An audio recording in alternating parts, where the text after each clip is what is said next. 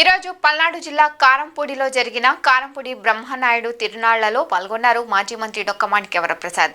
ఈ కార్యక్రమంలో స్థానిక శాసనసభ్యులు జూలగంటి బ్రహ్మానందరెడ్డి, గన్నవరం శాసనసభ్యులు యార్లగడ్డ వెంకట్రావు, చదలవాడ అరవిందబాబు, తెలుగుదేశం పార్టీ పల్నాడు జిల్లా అధ్యక్షులు కొమ్మల్పాటి శ్రీధర్, కలెక్టర్ అరుణ్ బాబు తదితరులు పాల్గొన్నారు.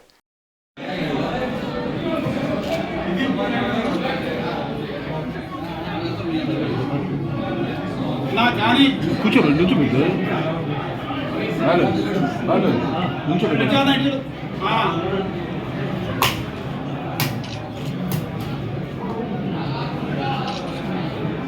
బాలు సార్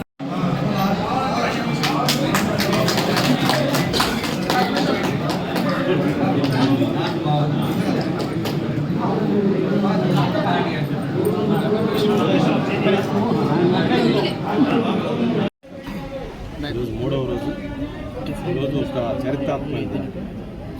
పల్నాడు బ్రహ్మనాయుడు గారు ప్రారంభించిన చాపుకూడు సిద్ధాంతానికి ఇది ఒక ఈరోజు ప్రతీకగా చేసుకుంటూ ఉంటాం. ఈ చాపుకూడు సిద్ధాంతం అన్ని కులాల మధ్య సమరసత, సామాజిక సమరసత అనేది ఆ రోజే 12వ శతాబ్దంలోనే వైష్ణవ సాంప్రదాయాన్ని ఫాలో అయ్యి జనకేసులు పూర్తితో మరి బ్రహ్మనాయుడు గారు చేశారు.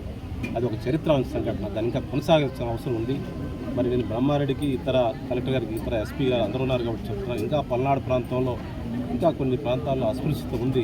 దాన్ని పోగొట్టడానికి మీరు బ్రహ్మనాయుడు గారి స్ఫూర్తితో, ఎందుకంటే బ్రహ్మనాయుడు గారి వారసత్వంగా ఈరోజు మరి మా బ్రహ్మారెడ్డి వచ్చాడు. ఆ పేరు ఎందుకు పెట్టుకున్నాడో వాళ్ళ అమ్మలో తల్లిదండ్రులు ఎందుకు పెట్టారో కానీ నిజంగా బ్రహ్మనాయుడు బ్రహ్మారెడ్డి రావడం చాలా సంతోషం. పల్నాడులో ప్రతి గ్రామాల్లో మీకు మండల హెడ్ క్వార్టర్స్లో సహపతి భోజనాలు కండక్ట్ చేసి ఆ బ్రహ్మనాయుడు గారి ఆ వైష్ణవ సాంప్రదాయం, ఆ చాపుకూడు సిద్ధాంతం, అన్ని కులాలు కలిసిమెలిసి జీవించడం ఎలా ఎదగాలి అనేది నేర్పించాల్సిన అవసరం ఉందని చెప్పి తెలియజేస్తూ, ఈ చారిత్రక సంఘటన పల్నాడు చరిత్ర చాలామందికి తెలియదు. యాక్చువల్ హిస్టరీ ఏం జరిగింది, యాక్చువల్గా వీటిలో ఏముంది, పద్యాల్లో ఉంది, చాటువుల్లో ఏముంది అనేది పెద్ద కాన్ఫ్లిక్ట్ ఉంది. దాని మీద కలెక్టర్ గారికి, ఎమ్మెల్యే గారిని రిక్వెస్ట్ ఏంటంటే పల్నాడు హిస్టరీ కాంగ్రెస్ అని కాంగ్రెస్ పెట్టి హిస్టరీ మీద చర్చ జరిగితే చాలా విషయాలు బయటకు వస్తాయి, చాలా బయటికి రావాలి. ఇక్కడ పేట సన్నిగడలో ఒక శాసనం ఉంది, మండాదిలో శాసనం ఉంది, సత్రసాలలో శాసనం ఉంది, గురజాలలో ఉంది, చెల్లగుడిపాడులో శాసనం ఉన్నాయి. ఈ శాసనాలన్నీ కూడా సమన్వయం చేసి యాక్చువల్గా ఏం జరిగింది హిస్టరీ అనేది వెలికి తీయాల్సిన అవసరం ఉంది. చాలా స్ఫూర్తిదాయకమైన చరిత్రను బయటికి తేవాలి. అందువల్ల నా రిక్వెస్ట్ ఏంటంటే పల్నాడు హిస్టరీ కాంగ్రెస్ అని చారిత్రక పరిశోధనలు అపాయింట్ చేసి ఒక సమన్వయం చేసి వెబినార్స్ కండక్ట్ చేస్తే ఒక పుస్తకం తీసుకురావాలి చరిత్రకు సంబంధించి. ఊరికే పల్నాడు పౌరుషం పల్నాడు పౌరుషం అంటే యుద్ధం కాదు. పల్నాడు పౌరుషం అంటే చాపుకూడు సిద్ధాంతం, సామాజిక సమరసత పల్నాడు పౌరుషం అంటే. అది ప్రపంచానికి చాటి చెప్పింది బ్రహ్మనాయుడు గారు.